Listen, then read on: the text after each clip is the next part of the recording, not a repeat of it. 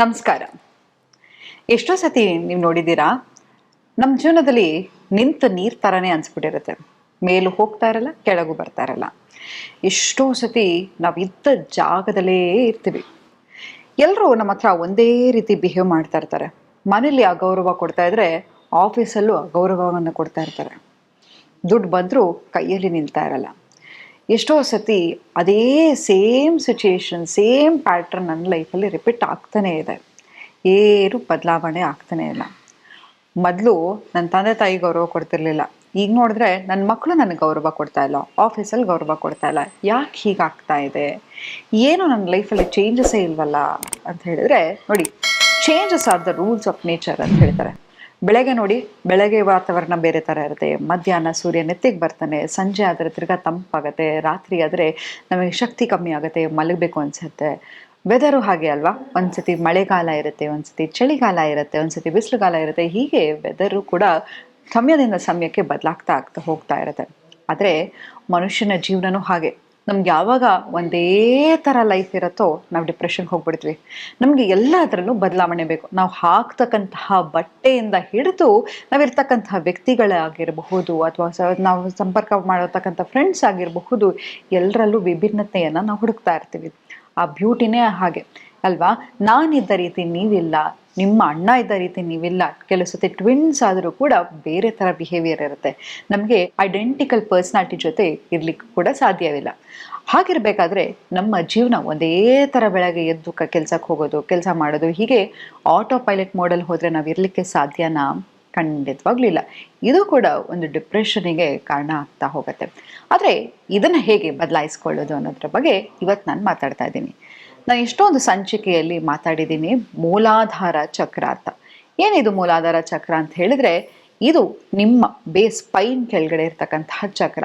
ಇದು ನಿಮ್ಮ self esteem, self growth, ಮನಿ ಹಾಗೂ ನಿಮ್ಮ ಕಾನ್ಫಿಡೆನ್ಸಿಗೆ ಸಂಬಂಧಪಟ್ಟಿರ್ತಕ್ಕಂತಹ ಚಕ್ರ. ಯಾವಾಗ ಇದು ಬ್ಲಾಕ್ ಆಗ್ತಾ ಹೋಗುತ್ತೆ, ನಿಮಗೆ ಲೈಫಲ್ಲಿ ಉತ್ಸಾಹ ಇರಲ್ಲ, ಹಣ ಬಂದರೂ ಕೂಡ ನಿಲ್ತಾ ಇರಲ್ಲ, ಕೈಕಾಲು ನೋವು ಬರೋದಾಗಿರಬಹುದು, ಸುಸ್ತಾಗೋದಾಗಿರಬಹುದು, ನಿಮ್ಮ ಮನೇಲೇ ನೀವು ಇಲ್ಲದಿದ್ದ ಹಾಗೆ ಫೀಲ್ ಆಗ್ತಾ ಇರುತ್ತೆ. ನಿಮ್ಗೂ ನೋಡಿ, ಎಷ್ಟೋ ಸತಿ ನಾವು ಮ್ಯಾನಿಫೆಸ್ಟೇಷನನ್ನು ಟ್ರೈ ಮಾಡ್ತೀವಿ, ಎಲ್ಲವನ್ನು ಟ್ರೈ ಮಾಡ್ತೀವಿ, ಆದರೆ ನಮ್ಮ ಜೀವನದಲ್ಲಿ ಯಾಕಪ್ಪ ಆಗ್ತಾ ಇಲ್ಲ ಅಂತ ಹೇಳಿದ್ರೆ, ಈಗ ನಾನೇನೋ ಒಂದು ಗಿಫ್ಟ್ ಕಳಿಸ್ತೀನಿ, ನೀವು ಮನೇಲಿದ್ರೆ ಅದನ್ನು ಪಿಕ್ ಮಾಡ್ಬೋದು, ಮನೇಲಿಲ್ಲ ಅಂದರೆ ಯಾರಿಗೆ ಹೋಗುತ್ತೆ? ಸೆಂಡರಿಗೆ ಹೋಗ್ಬಿಡುತ್ತೆ ಅಲ್ವಾ? ಹಾಗೆ ಅದನ್ನು ತಗೋಬೇಕಾದ್ರೆ ನಮ್ಮ ಜೊತೆಗೆ ನಮಗೆ ಕನೆಕ್ಷನ್ ಇಂಪಾರ್ಟೆಂಟ್. ಆದರೆ ಇದೆಲ್ಲವೂ ನಿಮ್ಮಿಂದನೇ ಶುರು ಆಗುತ್ತೆ. ಹೌದು, ನೋಡಿ, ಎಷ್ಟೋ ಸತಿ ನಾವು ಅನ್ಕೋತೀವಿ, ನನಗೆ ಈ ಕೆಲಸ ಸಿಗಲಿ, ಆಮೇಲೆ ನಾನು ಚೆನ್ನಾಗಿರೋ ಬಟ್ಟೆ ಹಾಕ್ತೀನಿ ಅಂತ. ಮತ್ತು ನಾನಿವತ್ತು ಖುಷಿಯಾಗಿರಬೇಕು ಅಂತ ಹೇಳಿದ್ರೆ, ನನಗೆ ಈ ಅವಳನ್ನ ಒಪ್ಕೊಂಡ್ರೆ ಅಥವಾ ಅವನನ್ನು ಒಪ್ಕೊಂಡ್ರೆ, ನಾನು ಅವ್ರನ್ನ ಮದುವೆ ಆದರೆ, ಇವ್ರನ್ನ ಮದುವೆ ಆದರೆ ಖುಷಿಯಾಗಿರ್ತೀನಿ ಅಂತ ಅನ್ಕೋತೀವಿ. ಪ್ರತಿ ಸತಿ ನಮ್ಮ ಹ್ಯಾಪಿನೆಸ್ಸನ್ನು, ನಮ್ಮ ಜಾಯನ್ನು ಪೋಸ್ಟ್ಪೋನ್ ಮಾಡ್ತಾನೆ ಇರ್ತೀವಿ. ಆದರೆ ನಾಳೆ ನೋಡಿರೋರು ಯಾರಿದ್ದಾರೆ ಹೇಳಿ? ಯಾರೂ ಇಲ್ಲ ಅಲ್ವಾ? ನಮ್ಮ ಇವತ್ತು ಈ ಕ್ಷಣ ಮಾತ್ರ ಗ್ಯಾರಂಟಿ. ನೋಡಿ, ಎಲ್ಲವೂ ನಿಮ್ಮಿಂದನೇ ಶುರು ಆಗುತ್ತೆ. ನೋಡಿ, ಅದಕ್ಕೆ ಸರ್ಕಲ್ ಅಂತ ಹೇಳಬೇಕಾದ್ರೆ ರೌಂಡ್ ಹೇಗಿರುತ್ತೆ ಹೇಳಿ? ಎಲ್ಲವೂ ಇನ್ವರ್ಡ್, ನಮ್ಮಿಂದನೇ ಶುರುವಾಗ್ತಾ ಹೋಗುತ್ತೆ ಹೊರತು ಯಾರೋ ಬಂದು ನಮ್ಮನ್ನು ಖುಷಿ ಪಡಿಸ್ಲಿಕ್ಕೆ ಸಾಧ್ಯ ಇಲ್ಲ, ಯಾರು ನಮ್ಮನ್ನು ದುಃಖ ಪಡಿಸ್ಲಿಕ್ಕೆ ಸಾಧ್ಯ ಇಲ್ಲ. ಎಲ್ಲವೂ ಕೂಡ ಸೆಲ್ಫ್ ಡಿಪೆಂಡೆಂಟ್ ಆಗಿರುತ್ತೆ. ಹಾಗಾಗಿ ಇವತ್ತೇ ಈ ಕ್ಷಣನೇ ನೀವು ನಿಮ್ಮ ಚಾರ್ಜನ್ನು ತಗೊಳ್ಳಿ. ಹೇಗೆ ಚಾರ್ಜ್ ತಗೊಳ್ಳೋದು ಅಂತ ಹೇಳಿದ್ರೆ, ನಿಮ್ಮ ಬಗ್ಗೆ ವ್ಯಾಲಿಡೇಟ್ ಮಾಡ್ತಾ ಹೋಗಿ. ನೋಡ್ರಿ, ನಾನು ನಿಮಗೇನೋ ಕೆಟ್ಟದಾಗ ಮಾತಾಡ್ಬೋದು, ನಿಮ್ಮ ಫ್ರೆಂಡ್ಸ್ ನಿಮ್ಮ ಬಗ್ಗೆ ಕೆಟ್ಟದಾಗ ಮಾತಾಡ್ಬೋದು, ನಿಮ್ಮ ತಂದೆ ತಾಯಿ ಕೆಟ್ಟದಾಗ ಮಾತಾಡ್ಬೋದು. ಆದರೆ ಬೆಳಗ್ಗೆ ಎದ್ದ ತಕ್ಷಣ ಐ ಆಮ್ ಹೆಲ್ಪ್ಲೆಸ್, ನನಗೆ ಏನೂ ಮಾಡೋಕ್ಕಾಗ್ತಲ್ಲ, ನನ್ನ ಕೈಲಿ ಏನೂ ಇಲ್ಲ ಅಂತ ಅಂದ್ಕೊಂಡು ನೋಡಿ. ಅದನ್ನೇ ಹೇಳ್ತಾ ಹೇಳ್ತಾ ಹೇಳ್ತಾ ಹೇಳ್ತಾರಲ್ವ, ಹಾಡ್ತಾ ಹಾಡ್ತಾ ರಾಗ, ಅಳ್ತಾ ಅಳ್ತಾ ರೋಗ ಅಂತ.